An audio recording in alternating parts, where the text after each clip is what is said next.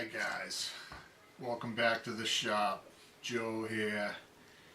Had quite a little vacation from making YouTube videos, but we're finally getting some decent weather, so I made it out here to the shop. And I've got some clips that I recorded, over the past couple of weeks.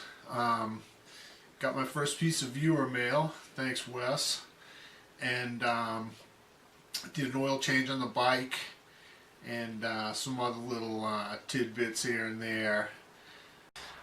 So anyways, I hope you enjoy this little short one, and also like to send out a big thanks to my subscribers. I really appreciate the support, so thank you very much.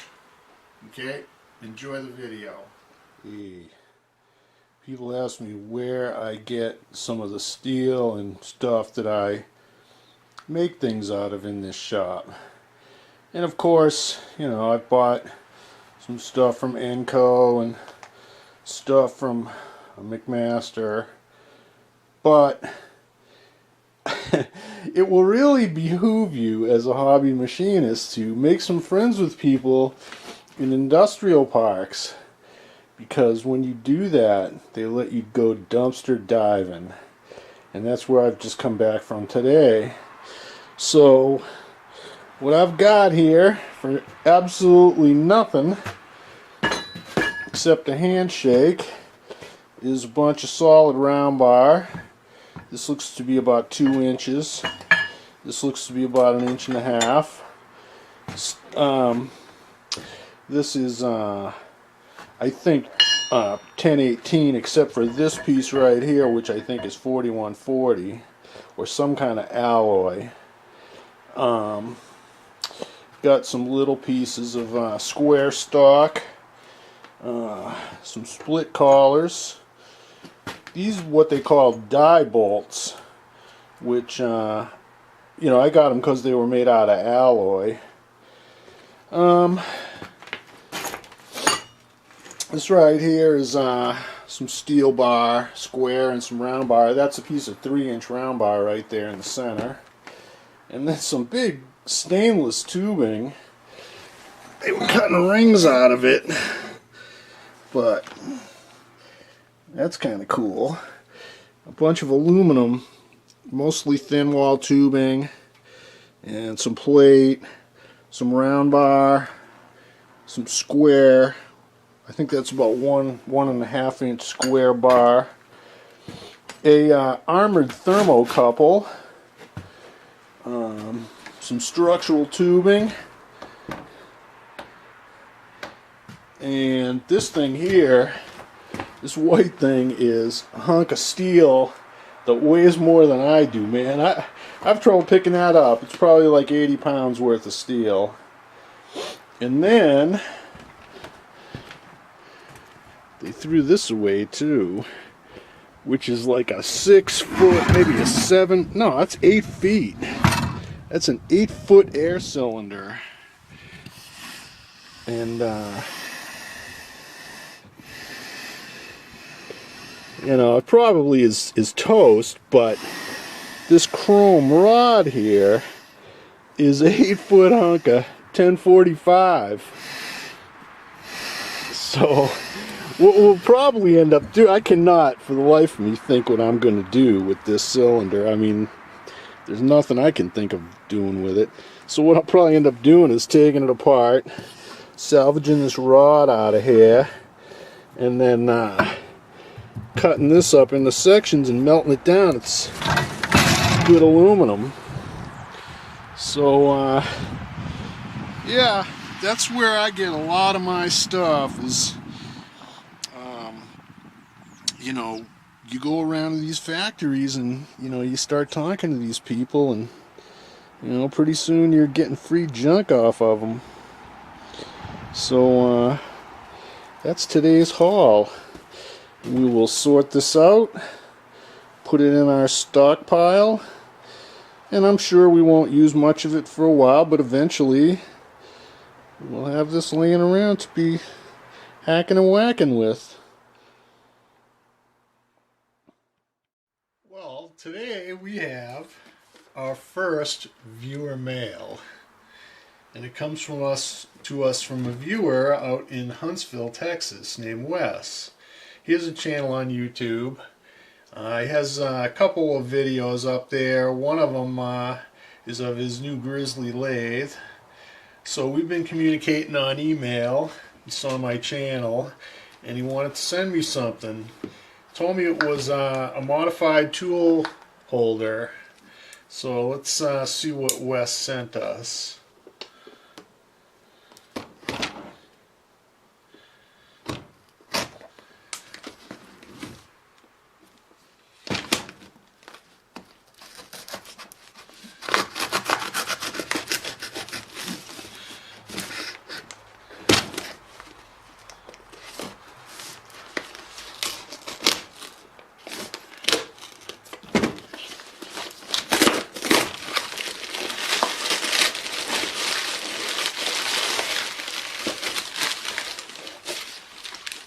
Oh, okay, it looks like he made his own tool holder.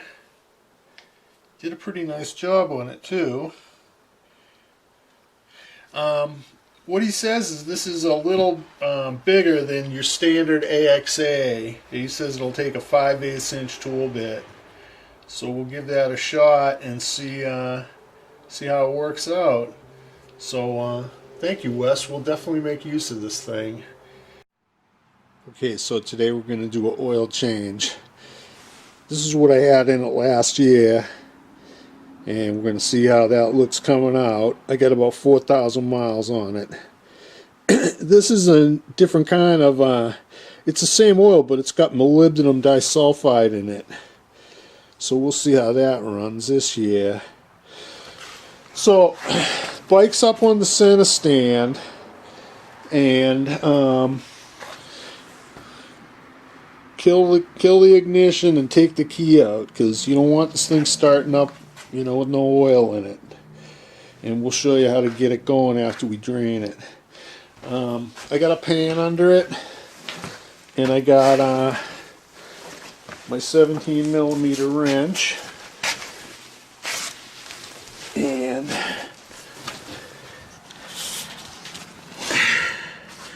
we're gonna take, where is it? Where's my finger?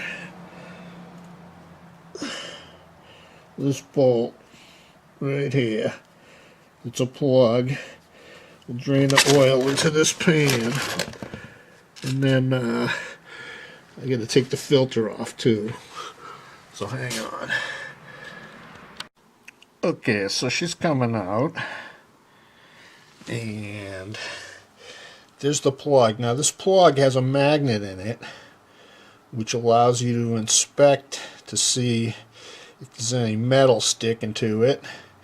Usually when I check mine, it's got a tiny bit of dirt on it.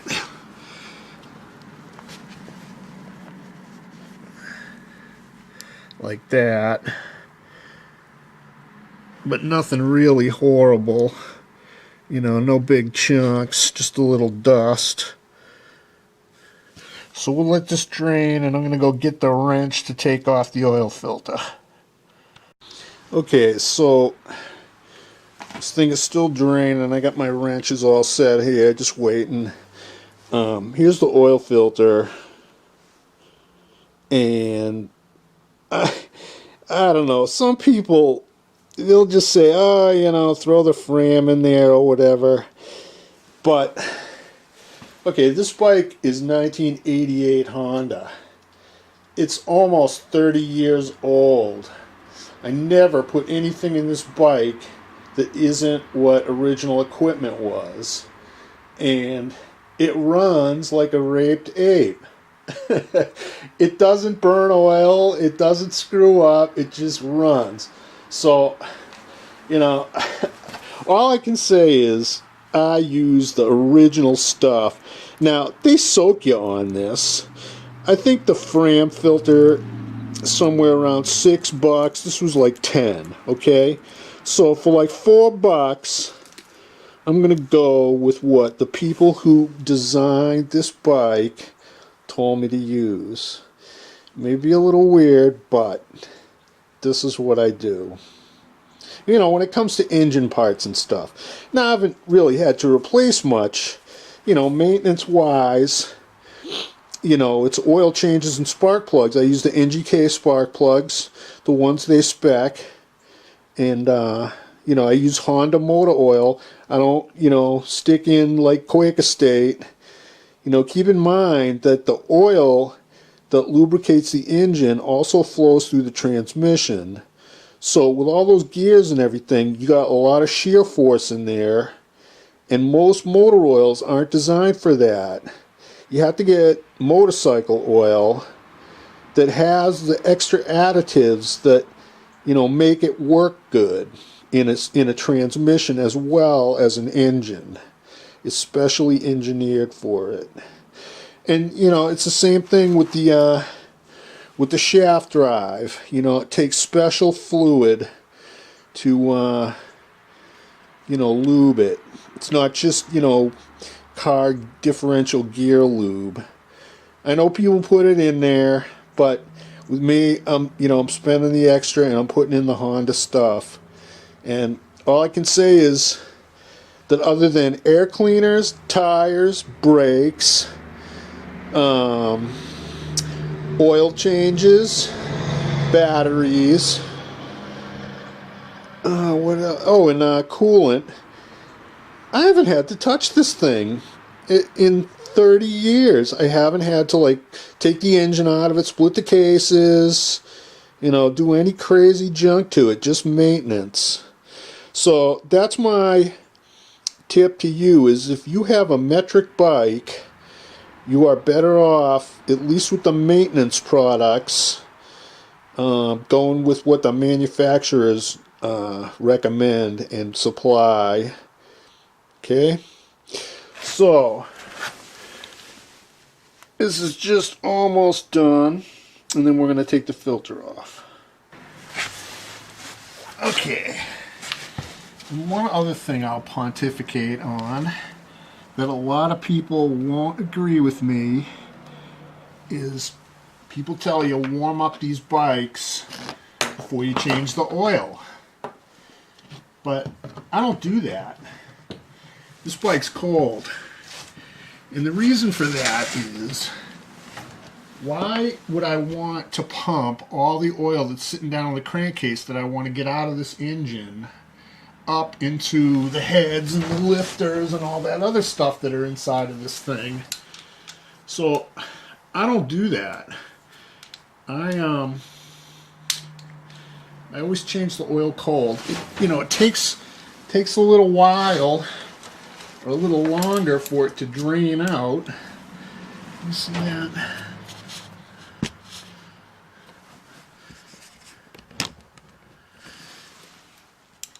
But I'm not in any hurry. So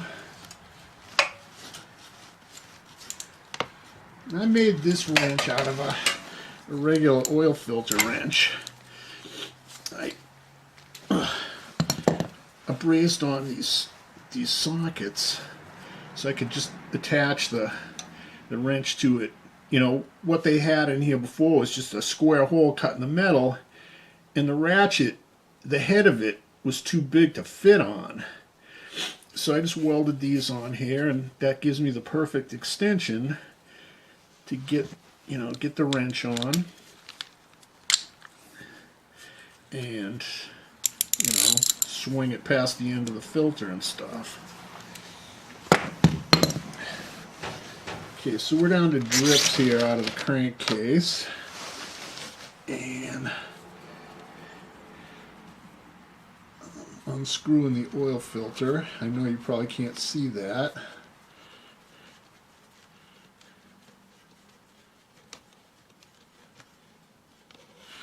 Okay, so we'll let the filter drain now too, and I'm going to get the other filter and get it ready to go on here.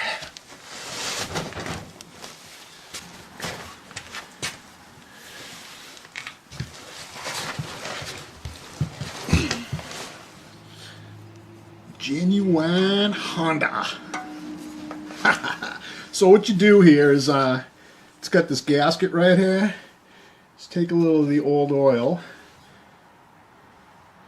and just coat this little gasket, and that'll make it go on easy. And when you try to take it off next spring,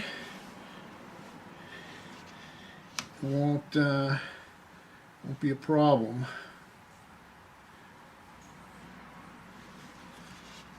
Once again, this is just how I've been doing it since I was a little kid.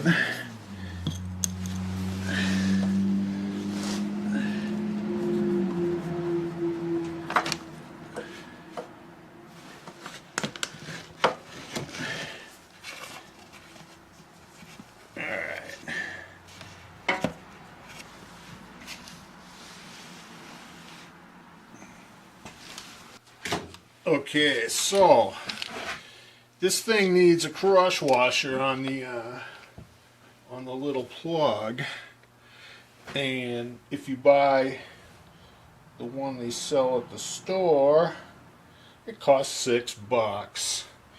So I'm cheap. I go down to Harbor Freight and I get these. They come, the closest one they got is a 1/2 inch. This one's got a, this is a 540 ID, so I'm just going to bore it out.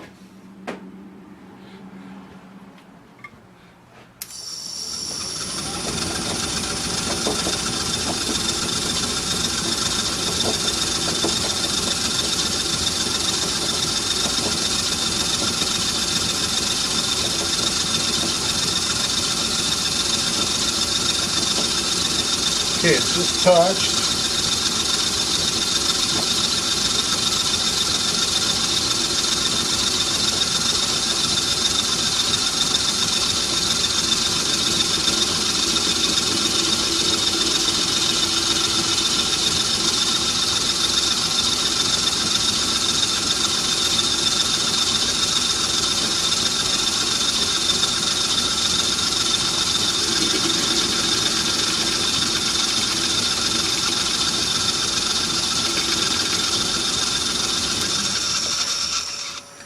Alright, it says that this thing will fit in here now. But no, it doesn't. It's also spinning around in the chuck.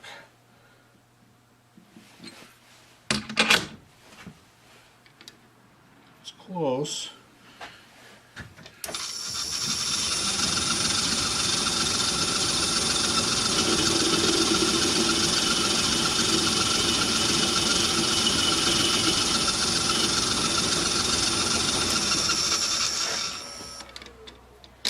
Okay.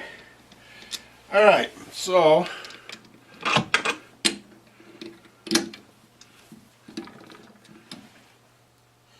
gotta take the burrs off it, but there we go.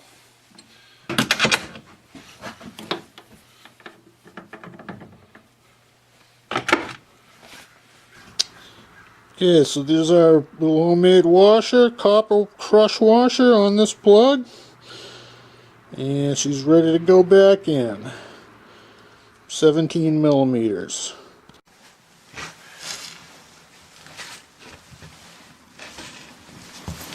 Okay. Put the plug in.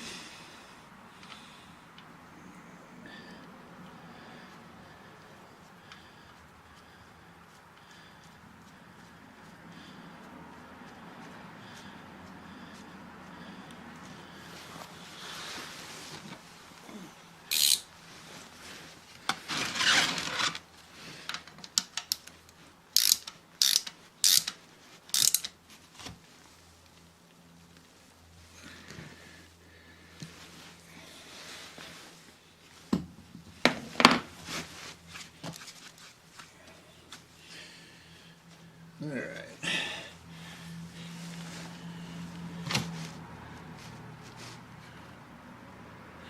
Now, I want to show you something here.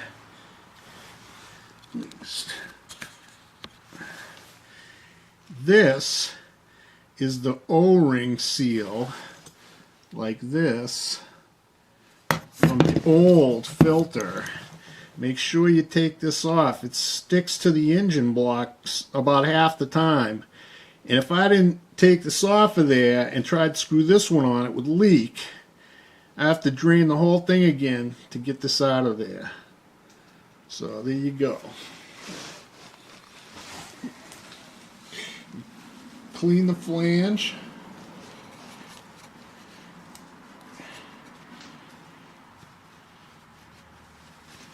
Okay. We got our pre-oiled filter here.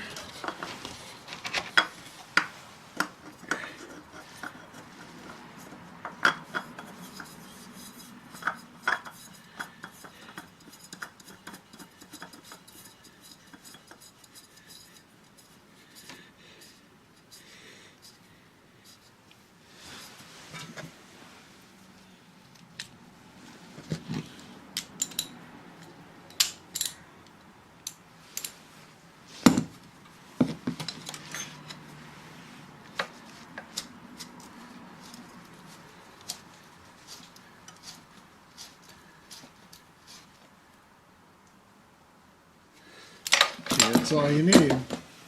Now all I got to do is pour in 3.5 quarts of oil, and we are done. Alright, so here we are. Now, I have this funnel. I clean this funnel. Because when you leave it laying around out in the shop, you get mouse turds in it. You get all sorts of crap in it, which you don't want going down in the engine.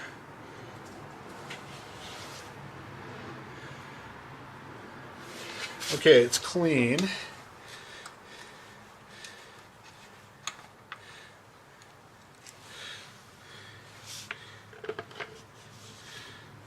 Okay. Let's break open a 4-pack.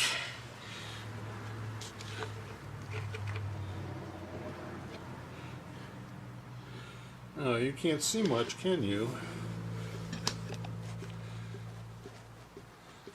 Basically, that's what's going on here.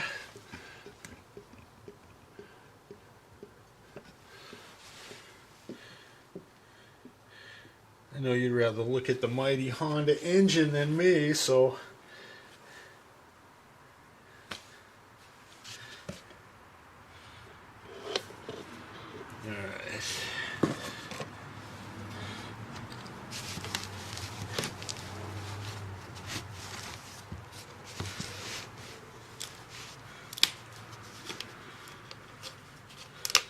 well, we're going to pour in 3.5 of these, so we'll get back to you when we go through the starting procedure. Okay, so this is my procedure for starting this bike up after an oil change. There's no oil in the filter, so you don't want to overfill this thing. So I put in like 3.25 quarts of oil into it. I've got the run switch in the off position. You don't want this thing to start until you build up oil pressure. So what's going to happen here is I'm going to crank this thing until this oil pressure light goes out, and then I'm going to hit the start. What the hell is this thing saying? And then I'm going to hit the start button. Okay?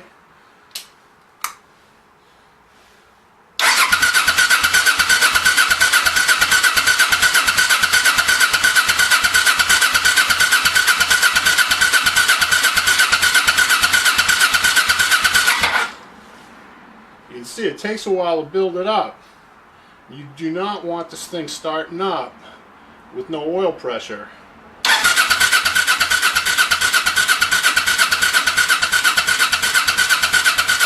Okay, now I can start it.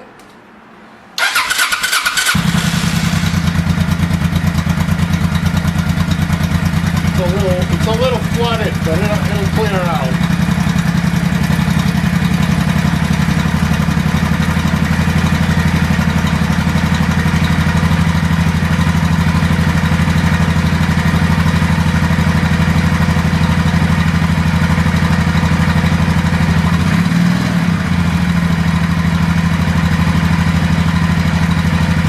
So we'll get a little heat in the motor, and then we'll check the oil level. Put it right up to the full mark.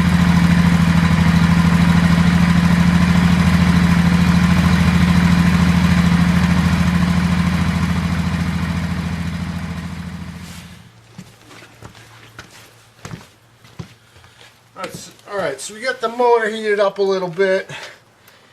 Now what I'm going to do is just make sure to see if I need to add any oil.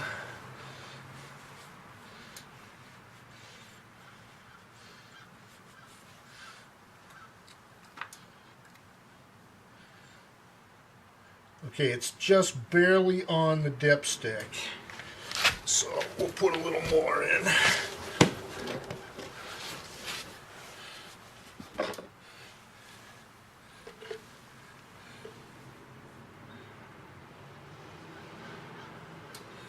Let's try that.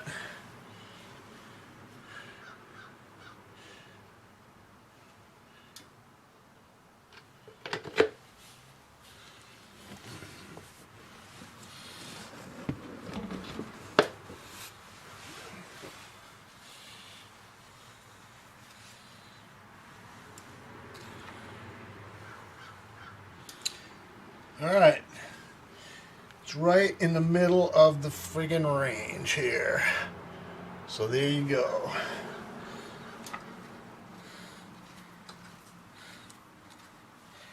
You never want to overfill these things. They'll be puking oil out the seals.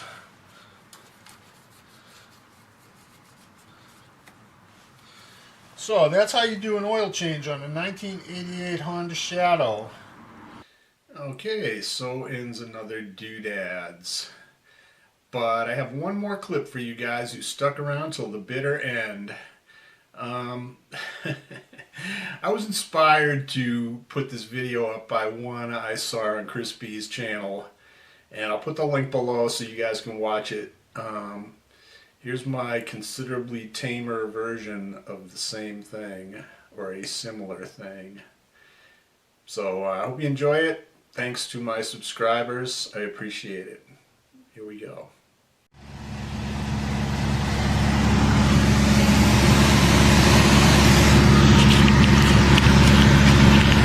It's pointless to talk here. It's all